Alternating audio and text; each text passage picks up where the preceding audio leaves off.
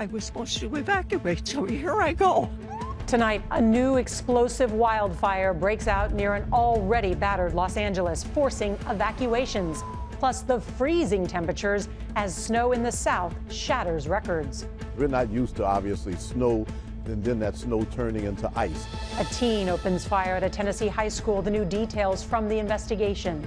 He was a monster, just killing people. And news just coming in from the Pentagon. 1,500 soldiers and Marines heading to the southern border as the Justice Department threatens officials standing in the way of an immigration crackdown. The CBS Evening News starts now. Good evening, I'm Nora O'Donnell, and thank you for joining us. We want to begin tonight with news that the Los Angeles area does not need. There is a new wildfire that is tearing through the dry brush, and it is 0% contained. It's called the Hughes Fire, and it's burning fast, about 30 acres a minute, sending smoke and flames hundreds of feet into the air. Now, evacuations have been ordered in several remote areas. This fire is burning in a mountainous region and is one of 6 fires burning in Southern California. That includes the Eaton and Palisades fires that killed more than 24 people and damaged or destroyed thousands of structures. And then on top of that, there is rain in the forecast, and authorities are worried that could trigger mudslides. CBS's Jonathan Vigliotti leads us off from Southern California. The crews right now are scrambling to contain these flames. They're trying to prevent this fire from jumping over the fire line. We have seen the wind really push this fire as it exploded in just a matter of hours to more than 5,000 acres, sending so many people under mandatory evacuation orders scrambling to safety. Let's get out, let's go. But all around us here is wildland. We saw from the air this morning an enormous plume of smoke and flames and the fire just exploding. Despite hundreds of firefighters on the ground and an arsenal of planes dropping massive amounts of water and retardant, embers pushed by 30-mile-per-hour winds are still igniting trees and thick brush. This grew from a small vegetation fire this morning to more than 5,000 acres in just 2 hours. We're close to Interstate 5, a major link between LA and the San Francisco Bay Area, which has now been closed. And the dangerous fire conditions will continue through tomorrow. Then weather whiplash. Rain is in the forecast this weekend, Nora. With it comes the concern of mudslides. Scary situation. Jonathan Vigliotti, thank you for being there. We want to turn now to the latest school shooting in America. A 17-year-old boy opened fire today in a high school cafeteria in Nashville, Tennessee. A girl was killed, and police say the shooter took his own life. We get the disturbing details from CBS's Janet Shamlian. Panic and the sound of gunshots inside the cafeteria of Nashville's Antioch High School just after 11 this morning. The shooter was 17 years old. He entered into the cafeteria firing multiple rounds. Nashville Police Chief John Drake says Solomon Henderson shot 16-year-old Jocelyn Correa Escalante, killing her. A male student was grazed by a bullet before Henderson killed himself. This is the frenzied aftermath outside school. A first responder performing CPR as a victim is loaded into an ambulance. Security officers were on duty at the time. By the time the SROs got down there, the shooting had stopped and the shooter had shot himself. Ahmad Salah was in the cafeteria. It was a lot of screaming, a lot of tears. People were screaming on their faces. They were scared to die. The incident comes almost 2 years after the shooting at Nashville's Covenant School, when an armed former student stormed the building, killing 6. It is impossibly difficult to be here once again dealing with the devastation of gun violence in one of our school communities. A community healing event is planned for tonight, and school is now closed for the rest of the week. Nora. Janet Shamlian, thank you. President Trump has declared a national emergency at the southern border, and now thousands of U.S. troops could be on their way. CBS's Omar Villafranca is in the border city of El Paso, Texas, with the breaking developments in the new border crackdown. Good evening, Omar. Good evening, Nora. The operation to move 1,500 active duty troops to the U.S.-Mexico border is underway. 1,000 from the Army, 500 from the Marines will deploy to El Paso and to San Diego. That's on top of the 2,500 troops that are already stationed along the border. That number could balloon to as many as 10,000. Now, the troops won't act as law enforcement, but military planes, including C-17s and C-130s, will be used to deport migrants out of the country, starting with 5,000 from El Paso and San Diego. We also learned today that border agents have new powers. They will be allowed to throw people out who cross illegally instead of allowing them to come in and go through the asylum process. And Omar, what about those raids that are part of this larger crackdown? CBS News, Nora, has obtained an internal administration document saying that U.S. military bases may be used to house migrants before they are deported. And the Department of Homeland Security said that ICE agents will also be allowed to go into schools and churches to carry out operations. That's at the discretion of the ICE agents. That's a reversal of Biden administration policy that made those places off limits. And on top of all that, the DOJ sent a memo out to its employees who were working on immigration issues saying that if they don't work with law enforcement or have any objections, they could be prosecuted. Nora? A lot of important details, Omar Villafranca. Thank you very much. As of tonight, all federal workers who carried out diversity, equity, and inclusion programs are on paid leave ahead of being laid off as the Trump administration moves to wipe out DEI across the government. We get details from CBS's Weijia Jiang. This is a big deal. President Trump's order to end diversity, equity, and inclusion programs, or DEI, across government are now having real-world consequences for federal workers. Get radical left, woke ideologies the hell out of our military and out of our government. In a memo first obtained by CBS News, the administration directed federal agencies to place all employees working in DEI roles on administrative leave by 5 p.m. today. Several federal workers in those programs told CBS News today they were reluctant to share their views publicly. I spoke to some outstanding career public servants this morning who are all terrified. Jonathan Lovitz worked on DEI programs for the Commerce Department in the Biden administration. How might the average person at home, the taxpayer, be impacted by these cuts? Programs like this are designed to make sure every American is represented when we are making policy in the federal government. And now I'm so worried for so many communities who are now going to lose a voice at the table. Just 34% of Americans in our CBS News poll said Trump should end DEI programs, but 64% of his supporters back the move. Trump is also encouraging the private sector to eliminate diversity initiatives, following McDonald's, Meta, and other big companies that have already rolled them back. Federal agencies have until next Friday to submit plans for laying those DEI program workers off, but their lawyers are scrambling to figure out the legality of the order. Tonight, CBS News has learned DHS staffers have been warned that failing to submit the names of DEI employees will result in, quote, adverse consequences. Nora? Weijia Jiang at the White House. Thank you. President Trump's near total pardon of the January 6 rioters and planners is not going over well with several police organizations, including the largest police union in the country.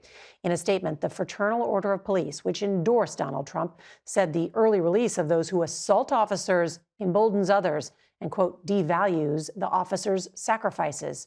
Here's CBS's Scott McFarland.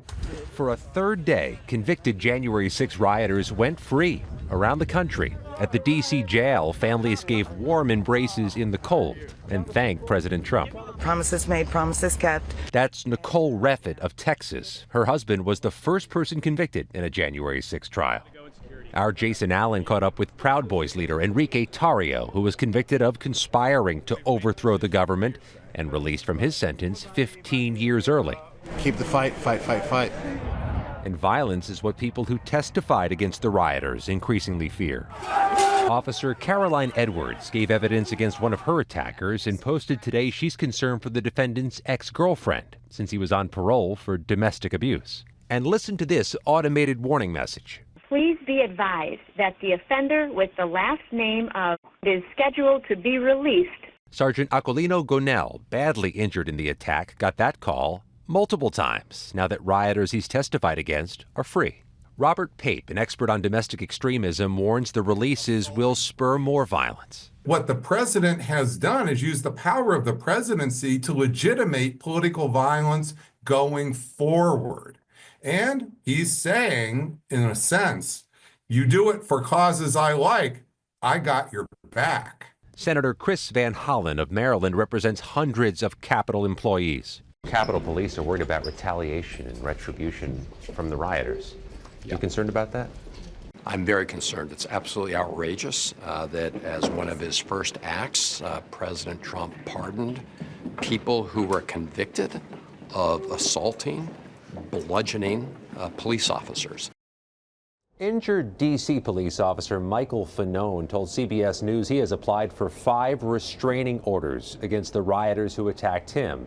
Meanwhile, one of the most well-known riot defended, Elmer Stewart Rhodes, founder of the Oath Keepers, was back on Capitol Hill late today at a donut shop.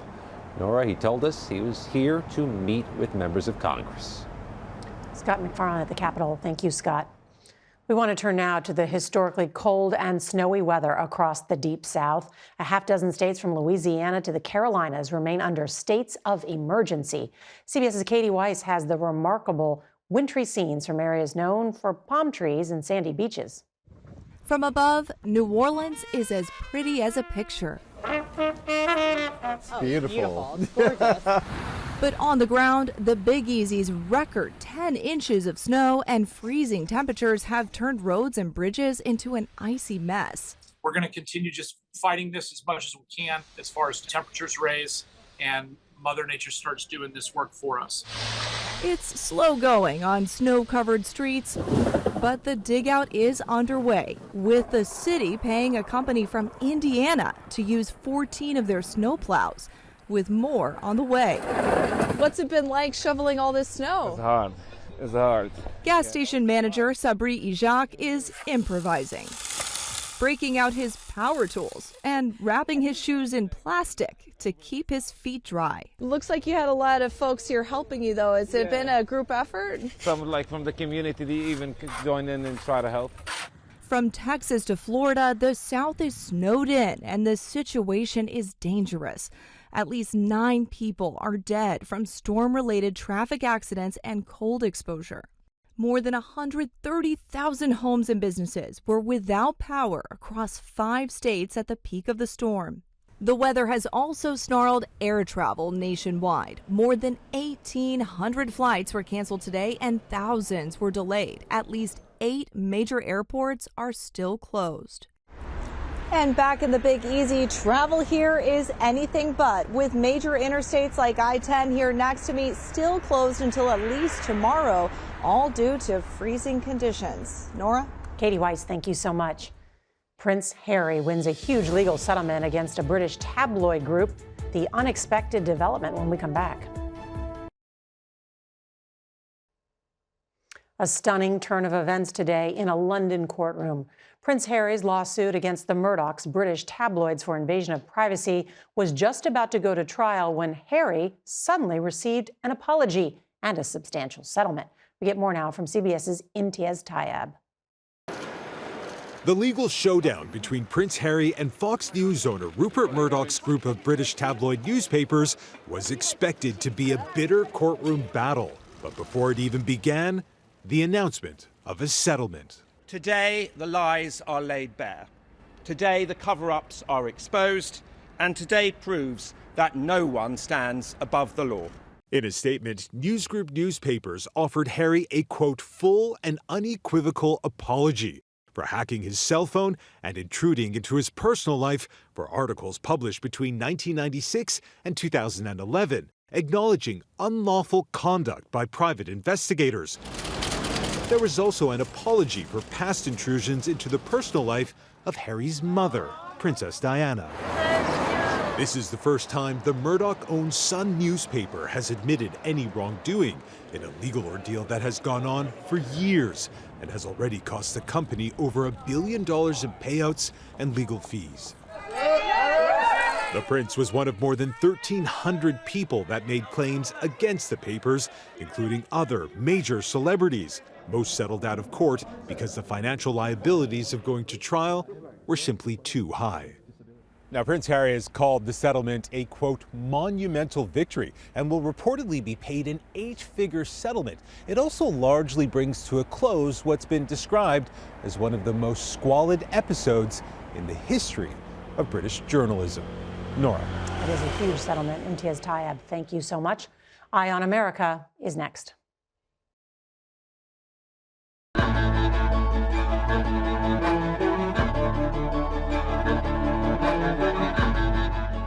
Is back in the White House, thanks in part to many groups who largely voted for Joe Biden in 2020, including Arab Americans.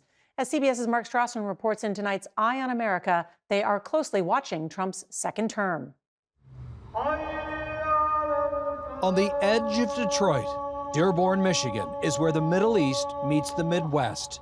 More than half of residents are Arab American. Predominantly, I'd say Lebanese, Yemeni, Iraqi, some Syrian, some Afghanistan. Realtor Ali Al-Farajala, Baghdad-born, sells them a dream about America. We understand our identity. We don't have to elaborate. We don't have to explain ourselves to anybody. Al-Farajala usually votes Democrat. Not last November, not for president. If 50,000, Palestinians under the rubble, dead, is not enough to sway me away from the Democratic Party, I don't know what is. In Wayne County, home to Dearborn and Detroit, nearly 8% of the population is Arab American, the highest percentage in the country. Up and down last November's ballot, the majority voted Democrat, except at the top of the ticket. Donald Trump came to Dearborn looking for votes. It worked. He won the city and took Michigan, a startling reversal for Democrats. The voters here were deeply, deeply unimpressed with Kamala Harris and appalled by the Biden administration. Diana Abouali is the director of the Arab American National Museum. She says this is how angry Dearborn was at the Biden-Harris White House, mostly over its support for Israel in Gaza. This community voted for Donald Trump despite the president's past talk about a Muslim ban. Donald J. Trump is calling for a total and complete shutdown of Muslims entering the United States. And worries about his proposal to deport millions of immigrants. For some reason, they felt that Trump was the candidate for them. He proposes a Muslim ban. Yep. He claims that after 9/11, that Arab Americans in New Jersey were celebrating. He's talking about mass deportation of millions of immigrants. Yep. How do Arab Americans hear all that from him and still say, that's my guy? Like most Americans, Arab Americans have very short-term memories. Amr Zaur is a Palestinian stand-up comedian. He refused to vote for Kamala Harris. Did you vote angrily? Yes. Yeah, I don't think there's anything wrong with that. The most important thing was them losing so that we could make our presence known. So important, Zaur says whatever comes next in the new Trump era is worth the risk. We get it. We understand. Anyone who has this illusion that Donald Trump is going to bring anything good for the specific interest of our community, I think is lying to themselves. While Ali Al-Farajala also sees the risk another Trump presidency may pose, he's got hope. I have a house here. I have business. I'm paying taxes. Am I going to get deported? Hope that the American dream he sells is the same one his community now gets to keep. For Eye on America, Mark Strassman in Dearborn, Michigan. We'll be right back.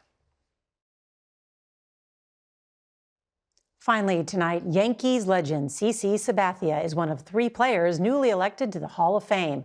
But we were surprised by what he told the MLB Network, that his own family doesn't remember much from his career.